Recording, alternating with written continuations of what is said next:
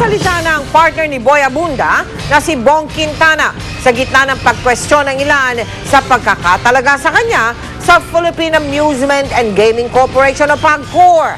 Kwalipikado raw siya sa posisyon, kaya huwag na raw sana siyang intrigahin. Nakatutok si Lara Santiago.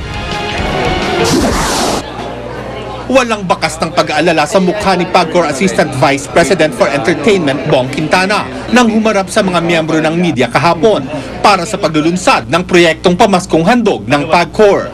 Si Bong ang partner sa buhay ng TV host at talent manager na si Boy Abunda. Si Abunda ay kilalang malapit sa presidential sister na si Chris Aquino at tumulong sa kampanya noon ni Pangulong Noynoy Aquino. Ayon kay Bong, hindi dapat bigyan ng pangit na kulay ang pagkakatalaga sa kanya sa posisyon ngayon. Basta ang intensyon mo ay totoo, tunay, taos, you have nothing to worry. May konting puhunan naman tayo in terms of knowledge because we're not doing the business dito sa PAGCOR.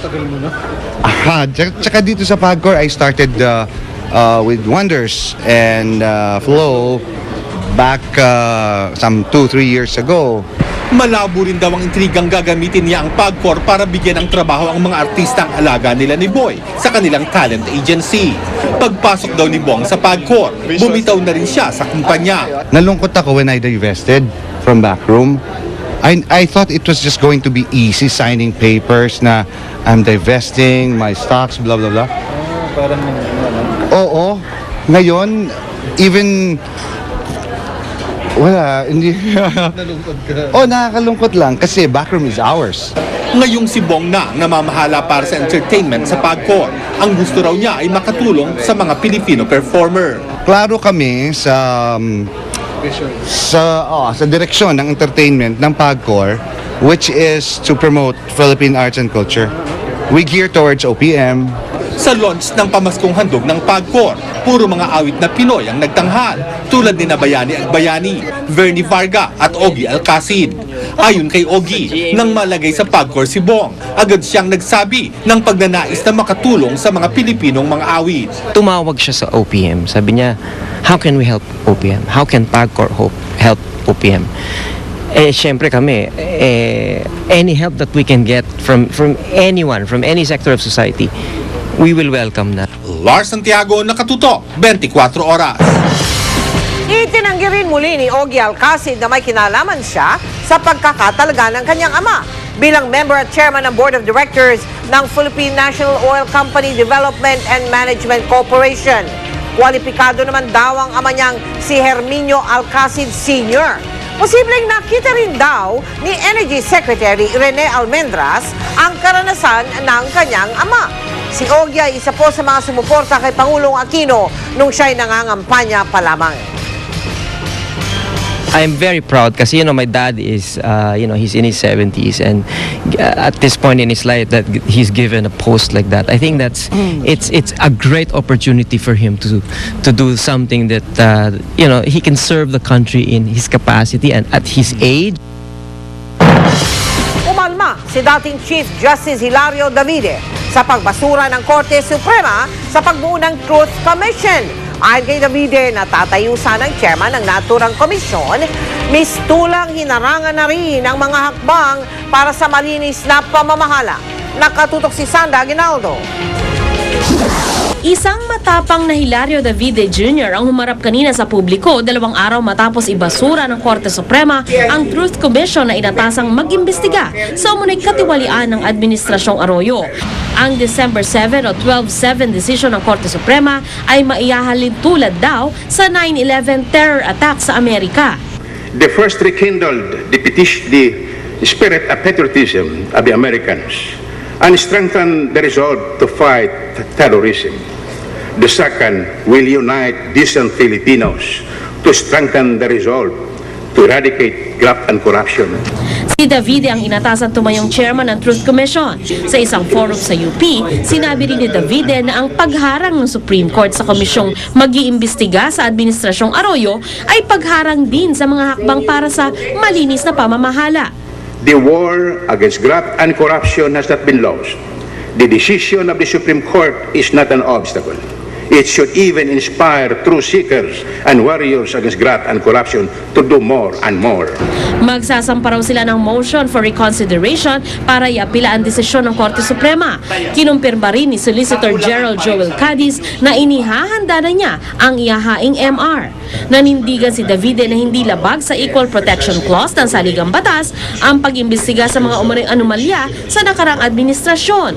Hindi kasi sang-ayon ng Korte Suprema sa tila pagtatangi ng EO number 1 sa Administrasyong Arroyo. The conclusion that the executive order violates the Equal Protection Clause of the Constitution has absolutely no valid basis, and I would say it cannot stand a deeper scrutiny by noted constitutionalists. Pero paglilinaw ng Korte Suprema, suportado nito ang mga hakbang ng Aquino administration kontra sa graft and corruption, pero dapat daw itong gawin ng naaayon sa Saligang Batas. However noble or laudable an objective is, still the means to be used, the instrumentality, must be in accordance with the law and the Constitution. Dagdag pa niya, may tungkulin din ng Pangulo na sundin ang konstitusyon. Under our Constitution, it is the Supreme Court which has the final say to determine the constitutionality of any executive or legislative action. Sinabi ngayon ng Malacanang na bukod sa pagsasampa ng MR, pinag-aaralan din nila ang pag-amyenda sa Executive Order number 1 o kaya ay pagpapalabas ng bagong EO.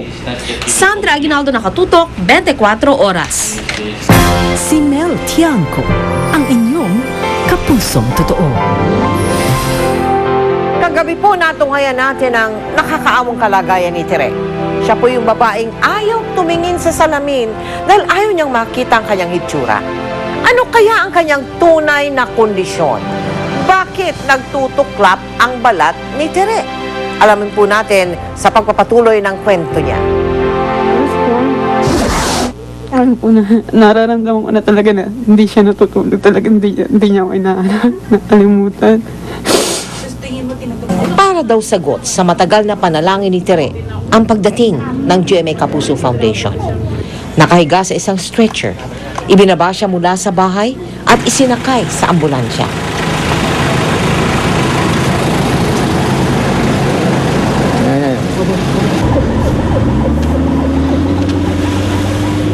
Agad siyang sumailalim sa ilang pagsusuri at tinignan ng dermatologist. Yung pagtuklap ng balat niya, ito yung tinatawag na exfoliative dermatitis or red man syndrome.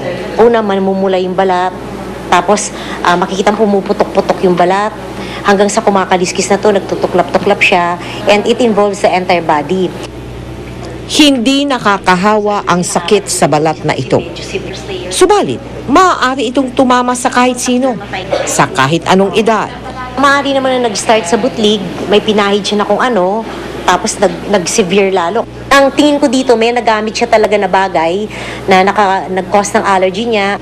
Maaaring maging sanhi ng exfoliative dermatitis ang iba pang sakit sa balat tulad ng psoriasis, allergy, at contact dermatitis. In fact, even cancer can cause exfoliative dermatitis. Nauuwi ito sa dehydration o kakulangan ng tubig sa katawan. Kasi every time your skin exfoliates, you lose fluids in the body. Kaya ang skin is very important for proper hydration of your body. Yun, kung nawawala yun, na-expose tayo sa harsh elements of the environment. Maaaring habang buhay na ang sakit na exfoliative dermatitis, depende sa pinagmula nito, at kapag napabayaan, maaaring makamatay. Madaling gamutin. Kaya lang you have to cure also the original problem. Eventually, babalik din niya sa dati. Basta hindi lang maulit-ulit yung ganitong problema. Binigyan si Tere ng mga pamahid at gamot para siya'y gumaling. Maraming salamat po. Basta po, kung meron pa pong masigit sa dun sa salamat na salita, yun po. Papasalamat po ako. Naumpisa na po ang gamutan kay Tere, kaya hangad namin na gumaling siya mula sa kanyang kondisyon. Matapos ang isang buwan, sasailalim po siya sa skin biopsy kung saan kukuhanan siya ng sample ng kanyang balat at ipasusuri upang malaman ang pinagmulan ng kanyang sakit. Samantala, nagpapasalamat po kami sa High Precision Diagnostics na nagsagawa ng mga pagsusuri sa kanya at syempre kay Dr. Grace Beltran na tumingin kay Tere. At sa mga nais magbigay ng tulong sa kanya at sa iba pa nating kababayang may sakit, magsadya po sa aming tanggapan o kaya ay magdeposito sa aming mga bank account. Maaari rin kayo mag-log on sa www.kapusofoundation.com. Susunod! Ilan pang mga taxi driver na dagdag sa mga huli na sa Oplan Isnabero. Laban ng koponan ng Pilipinas ngayong pasok na sa semifinals ng Football Cup sa Pilipinas. Dapat sana gagawin. Pangulong Aquino ng Pinoy Henyo. Sino kaya ang pinahulaan? Malalaman natin sa pagpapatuloy ng 24 oras.